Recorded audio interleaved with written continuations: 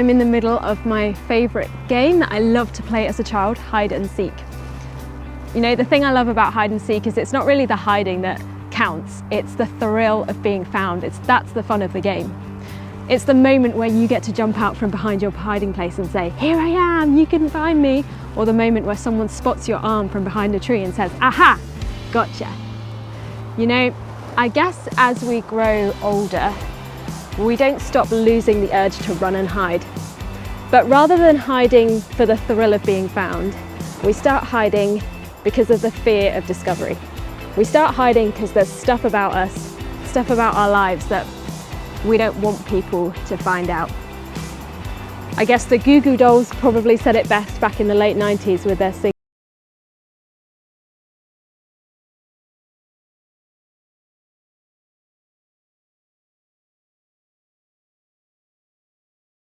All of us where we don't want the world to see us because we don't think that they'd understand.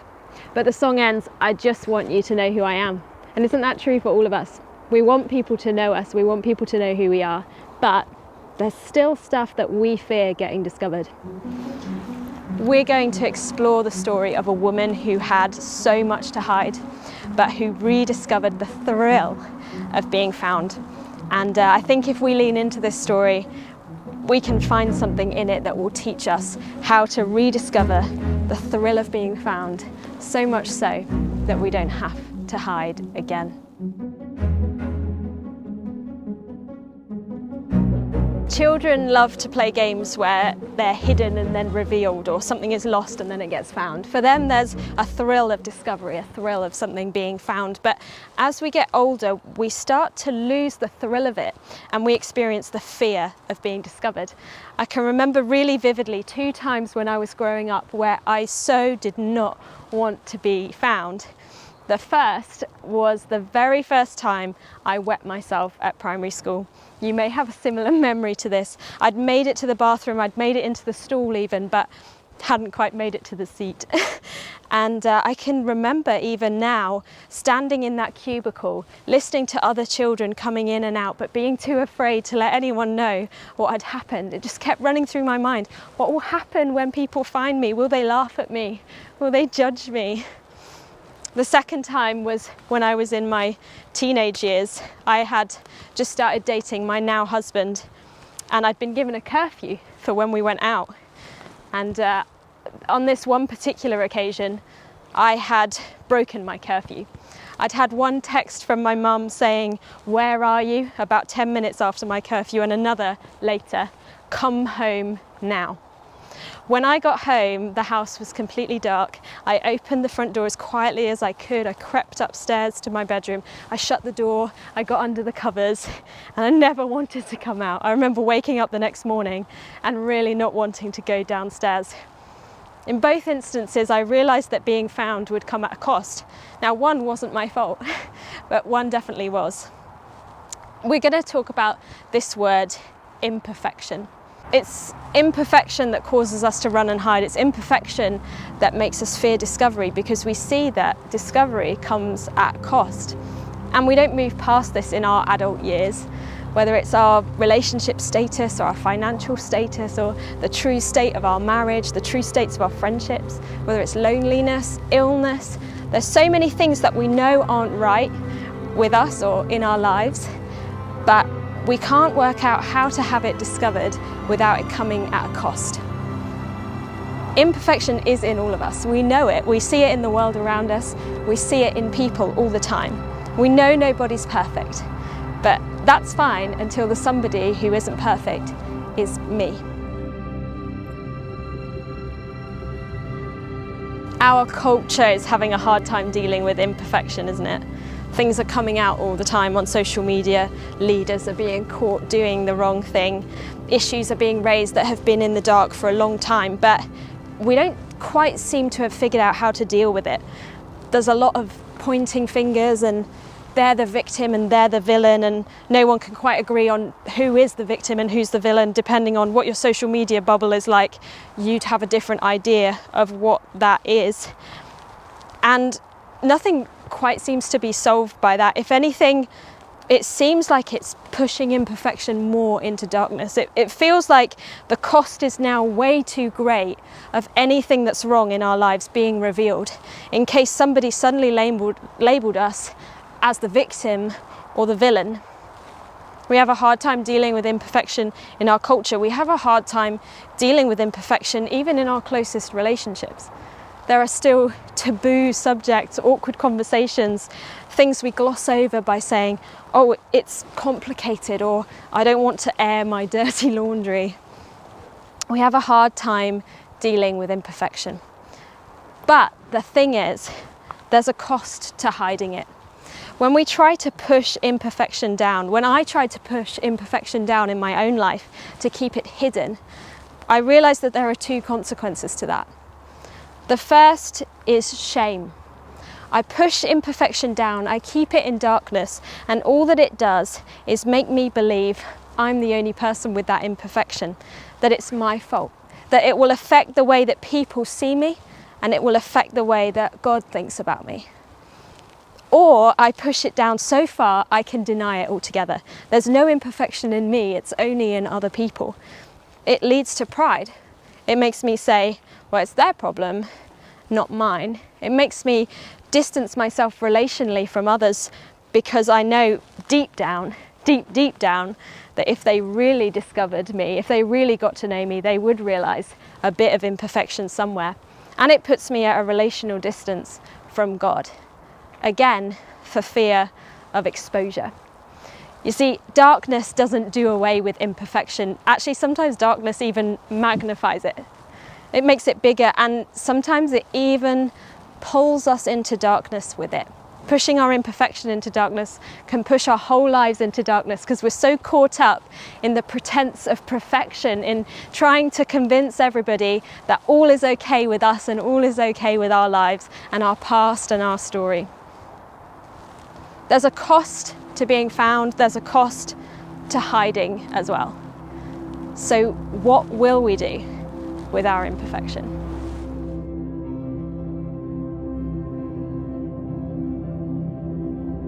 There's actually a story of a game of hide and seek in the earliest pages of the Bible.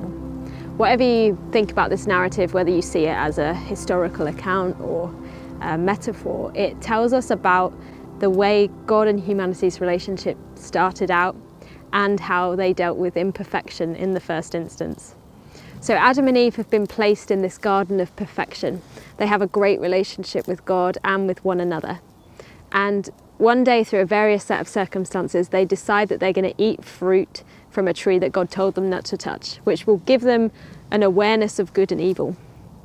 They eat the fruit and they realise their imperfection. And just as they've done so, it says God came walking in the garden, looking to meet with them.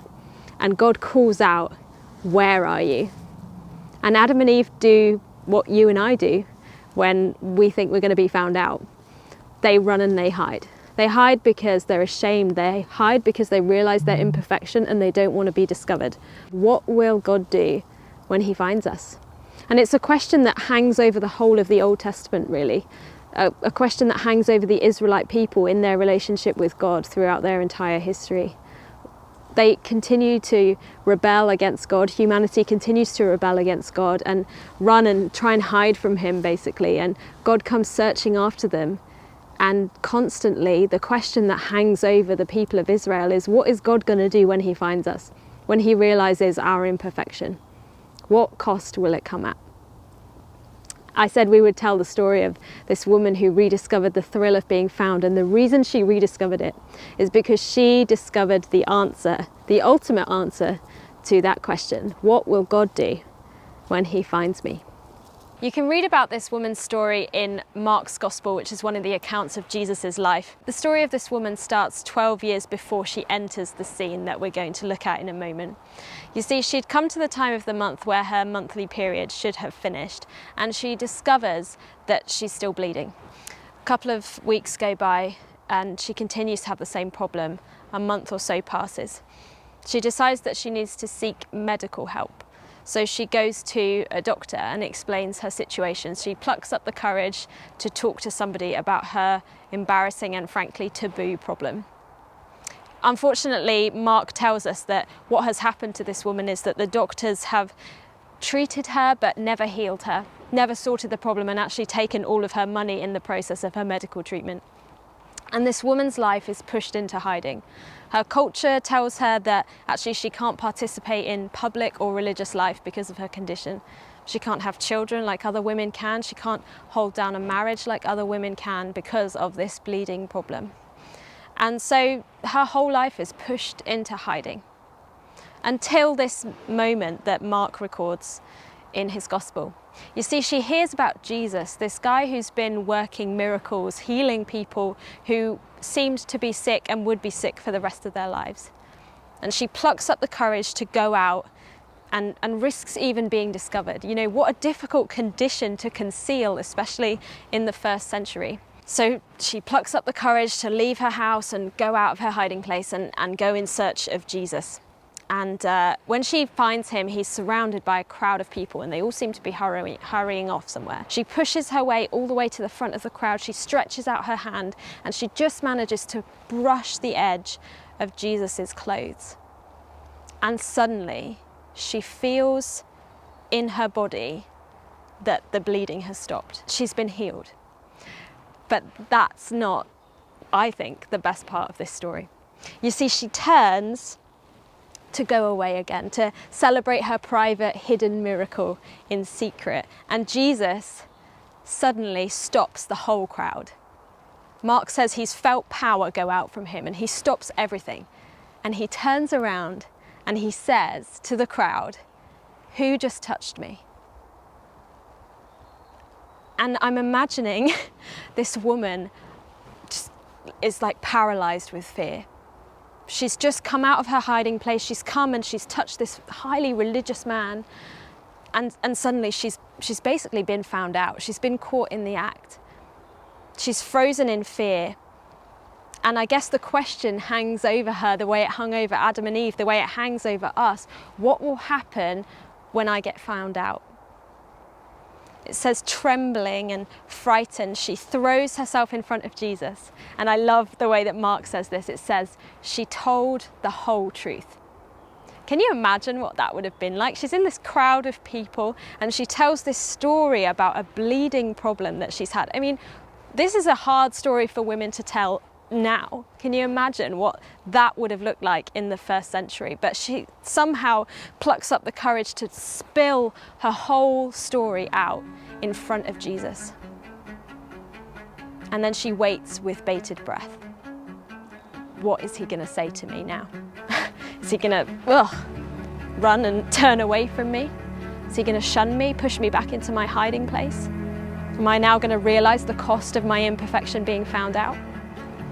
But Jesus reaches down to her and he says, "Daughter, your faith."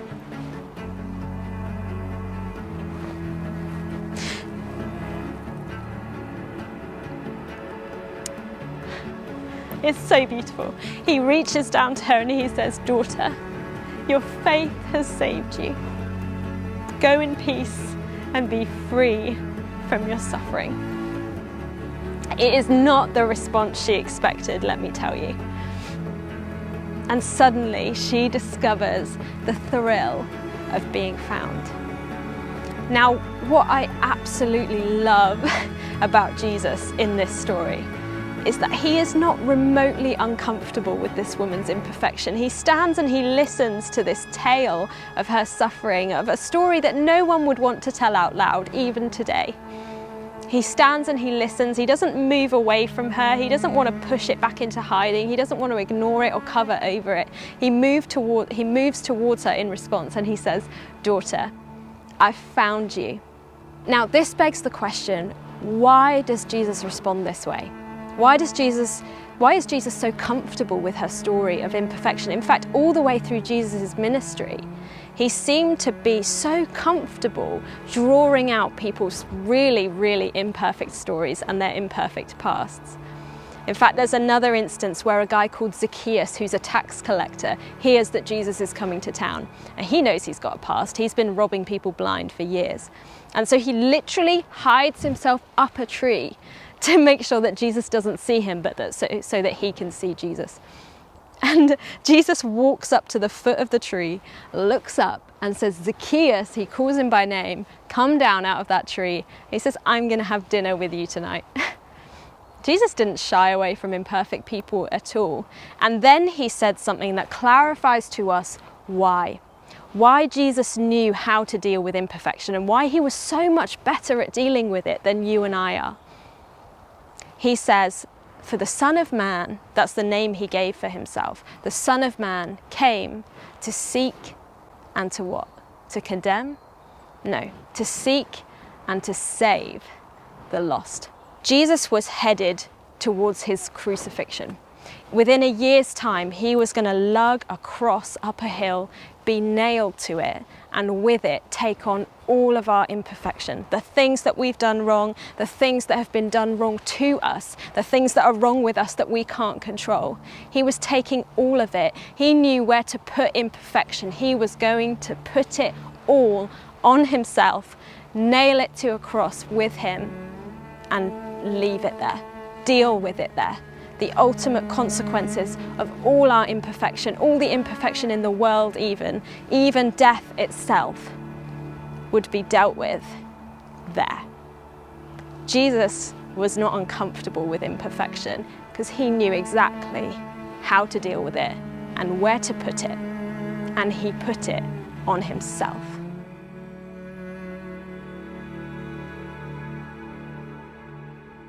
People who live with a pretense of perfection can't walk towards light because they'll be exposed by it.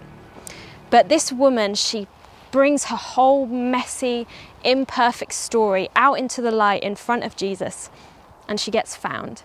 And she learns to live in the light.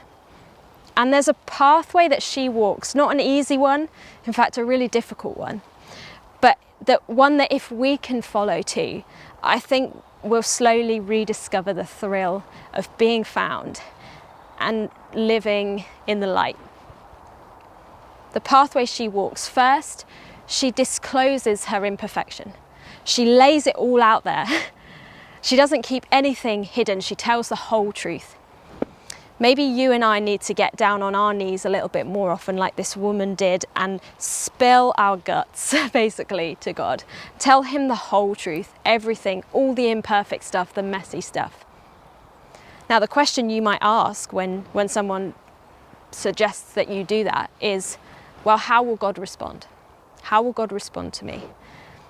And the amazing, beautiful answer to that question is, he's already responded to the imperfection. He's already responded to the mess. He responded to it all with the cross. I love how the writer of Hebrews puts it. Hebrews is a letter that's written about 30 or 40 years after Jesus' death and resurrection. And the writer of Hebrews says, or looking back at what Jesus has done on the cross, at the fact that he dealt with imperfection there, we can respond this way. It says, let us then confidently approach God's throne of grace. What is grace? Grace is the power and the ability to live not in light of our weaknesses and our failures, but in light of the strength and the perfection of God. Let us then confidently approach God's throne of grace. I love that picture. And receive mercy and find grace to help us when we need it. She discloses her imperfection. She pays attention to how Jesus responds. And we can do the same. And then she goes forward in the light. Jesus says to her, go in peace, which I think means go and don't hide anymore. Don't live in hiding anymore, live in the light. And you might say, well, how do we know this woman responds that way? Well, we know because her story makes it into Mark's gospel. She's told him. If you read Mark's account, he could only have the information he has about that story if he had heard it from her. We know that she must have gone forward and told that story thousands of times. She goes forward and she lives in the light. Now, for Zacchaeus, after his encounter with God, living in the light looked a bit different, because he had brought other people into darkness through his actions. So going forward in the light meant doing some reparation, doing some damage repair. But likewise, he discloses his imperfection. He realizes and pays attention to Jesus' response, and then he goes forward in the light. He brings other people into the light with him. Living in the light requires bringing other people into that life. Let me read to you what Richard Foster writes in his book, Celebration of Discipline. He talks about the discipline of confession. Now, confession is a really weird and religious and quite traditional word, but basically it just means bringing out things that are secret into the light, disclosing the secret stuff, getting the imperfection out there, talking about it. And he says this: in acts of mutual confession, we release the power that heals. Our humanity is no longer denied, but transformed. I don't know what it is for you that keeps you hiding. I don't know what it is for you that causes you to tell half-truths, or I don't know what it is for you that makes you feel like you can't air your dirty laundry. But what if we went forward in the light together? What if we tried to move into light when everything else pushes us towards darkness? What if we followed the path that this woman took, disclosed our imperfection, got them out there, then remembered how God responds, reminded one another how God responds to that, not with condemnation, but with grace. And then we went forward in the light together, forgetting what's behind, bringing light into other people's lives by restoring what we have pushed into darkness, by continuing to live life out rather than living hidden and in the shadows.